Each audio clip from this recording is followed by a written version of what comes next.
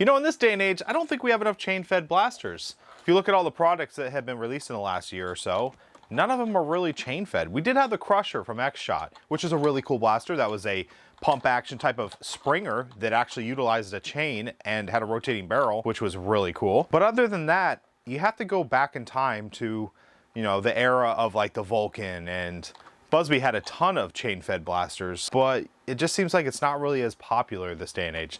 So fortunately, we have this. This is the ChainSlug. This was engineered, designed by a gentleman by the name of Domocheski, and this thing is really amazing because what it does is it allows for you to utilize a chain into the standard N-Strike magwell. The first version of this ran off AA's, I believe, and it was a lot of them, or AAA's or something, but he reworked it to be LiPo, which now we're talking. I love LiPo power. So in this video, we're going to take a look at this. I actually am going to break this down as a straight up build guide. So you can, if you want one of these and you purchase one and you need help putting it together, follow along in this video. I'm going to show you how to build this thing. And of course, we're going to play around with some firing.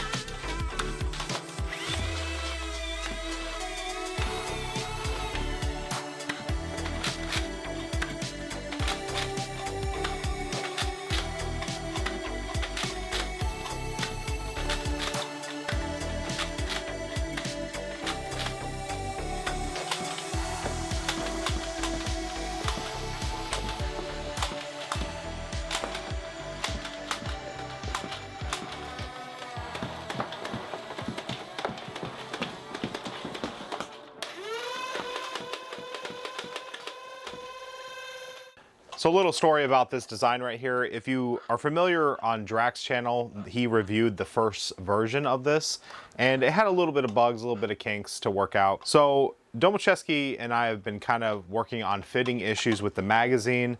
He also did a revision on this to just help with it being more reliable. And I can gladly say that this version seems to be a lot more reliable and a very good rework of the original design. Adding the LiPo power is a big plus. You get that higher torque on the motor, which is needed to really push those darts up there. It is worth mentioning that there is a speed controller on here. I had this thing cranked all the way up. I was trying to see how fast of a fire rate we can fire through this. And as you can see, I had a little trouble with the Rapid Strike. I tried two versions of the Rapid Strike. One was not modded, one was modded. I had a lot of trouble. Part of the reason is the jam doors on Rapid Strikes are translucent at times, so I had to cover it up. When I covered that thing, it worked a little better, but I just didn't get the performance I was really looking for out of the Rapid Strike. Other full auto stuff worked pretty good. I keep it on the Cyclonic because one, it is the color that I was looking to go for here, and I might actually throw a little pink on here. And secondly, it has a rotating barrel, which I'm like, you know, chain gun, rotating barrel, minigun.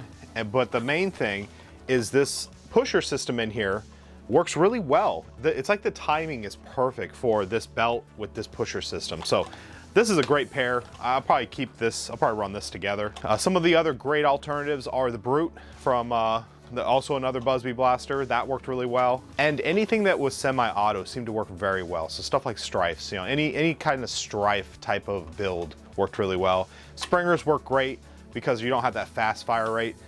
And essentially this thing can keep up with a Springer all day. So those are your options, and just so to be clear, there is a full compatibility list that we've been working on that you can check to see if a blaster is going to work or not. Obviously, things like the new Fortnite blasters, some of them can be a little weird the way the magwells are designed. Side stuff that comes in the side, like a Rampage or a Raider type of loadout, or a Rhino fire, those are not going to work as well either, because this thing cannot really sit on its side and work well. Before we get into the build, I would just want to point out that a lot of the images I'm using are from the build guide. It is actually directly from the build guide that Domocheski created, and as you can see, it's done very well. It's very clear and concise as to what you're supposed to do, and it's actually a pretty enjoyable build. So let's jump right into it. So this first part, we're going to actually mount the motor onto this bracket here. This is the only 4 bolts, if you will, that you'll see in the kit that aren't pointed. So keep in mind, these are not screws, these are bolts, and you use 4 of them, and they are the M3 x 12 millimeter, and you're going to be using 4 of these. Next up is the gear. We're going to be friction fitting this gear on here. You can trim it a little bit, but keep in mind we need a good friction fit here. If this thing is loose, we could have problems because we need the gear the teeth to be lined up just right and stay there, not kind of wobble around. This next section, we are attaching this to the housing, and we are utilizing 3x12 millimeter screws, and we'll be using 4 of those. In this section here, we are pressing the ball bearings in. Mine were pressed in when I got the kit, so I didn't have to do this. But if you need to, this is how you do it. You just kind of line it up, press them in. There's 2 of them, and then there's also a metal rod, which will run through the middle, and that is going to be left so that it's equally sticking out on each side. Here we just slide this onto the assembly, and the key with this part is to make sure that the gears are lined up. You might need to adjust the top gear on that rod. Here we're going to put on this housing here. This is done with 3 of the 3x12 millimeter screws. So here we have the panel where pretty much all the electronics are going to be mounted. This is actually held on with just 4 of the 3x12 millimeter screws. On this side we have the panel where the LiPo is going to be housed. This is also where the switch and the speed controller will be installed. This is held together with 3x12 millimeter screws, and we're using 4 of those. Here we have a diagram of basically the wiring of the lights. The main takeaway on this is, if you're not aware, the longest leads on LEDs is the positive. So just ensure that you are wiring this up correctly, because if you don't, you could fry out your LEDs. The photo resistor doesn't matter. It can be positive, negative. It's fine. And then of course we have a switch plate that you will mount the power indicator into, and this is done with just a drop of hot melt glue, and you just kind of press in that LED. The hot melt glue, you try to use a clear one. I think there are other hot melt glues that are not clear. Ensure you're using a clear one, that way the LED can glow through. And in this section here, we are going to mount the switch on there. This is done with 2 3x20 millimeter screws. Here we are also wiring up the motor. Now, in the diagram it says, positive is the red dot and negative is no dot.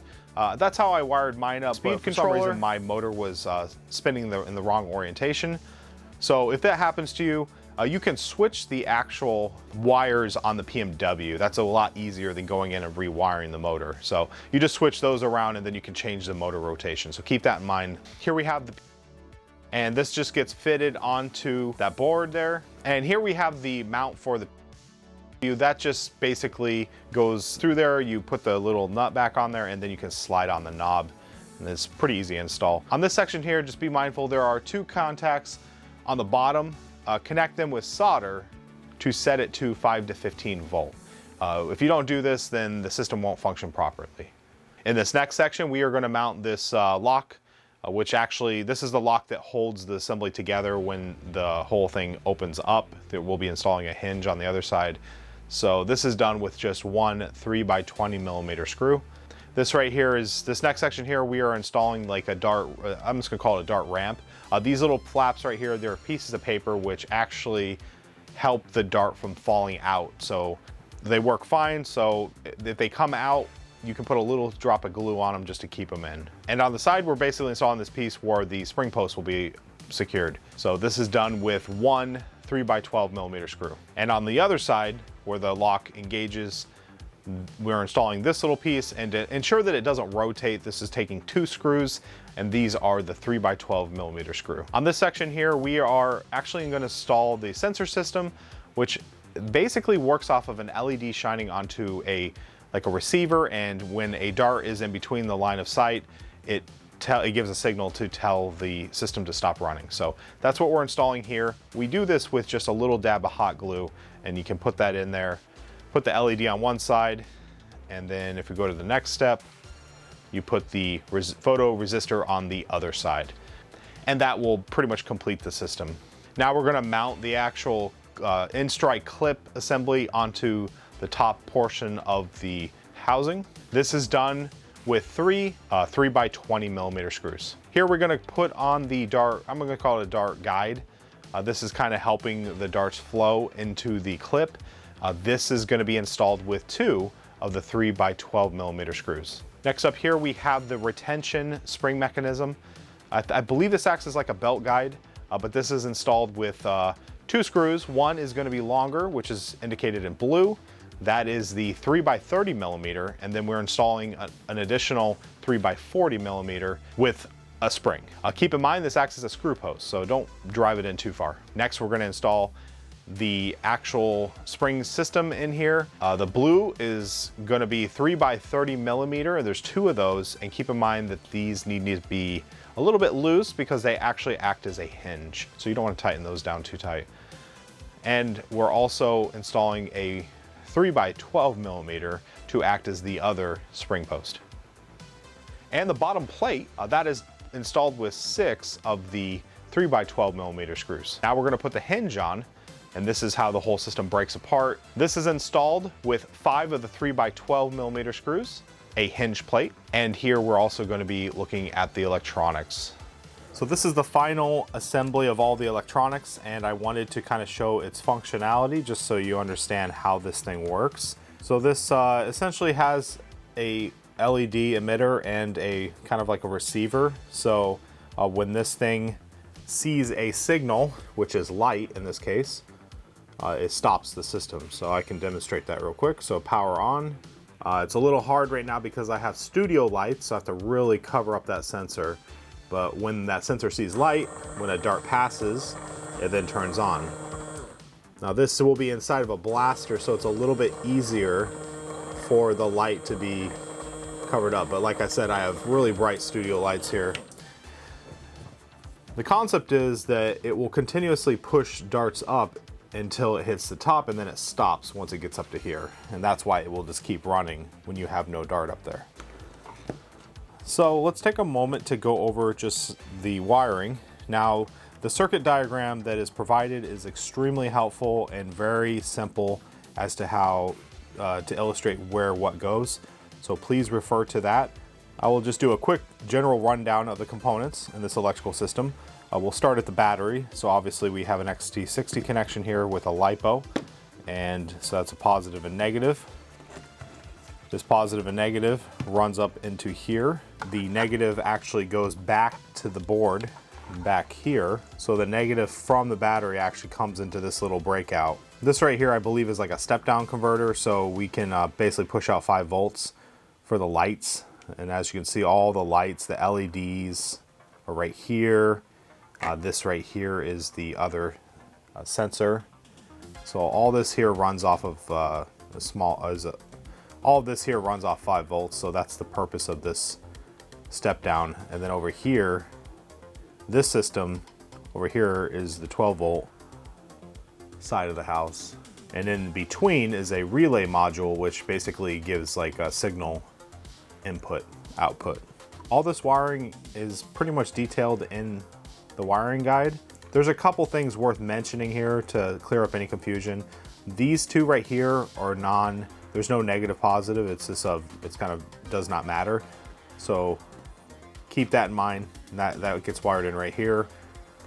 The same can be said for this area here. So this negative, the negative line, which is black, does matter, but the other 2 right here could actually both be red. These are both positive.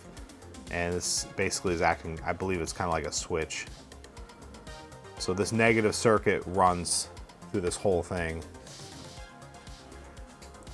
The other one worth mentioning is right here. You have a switch of COM and normally open.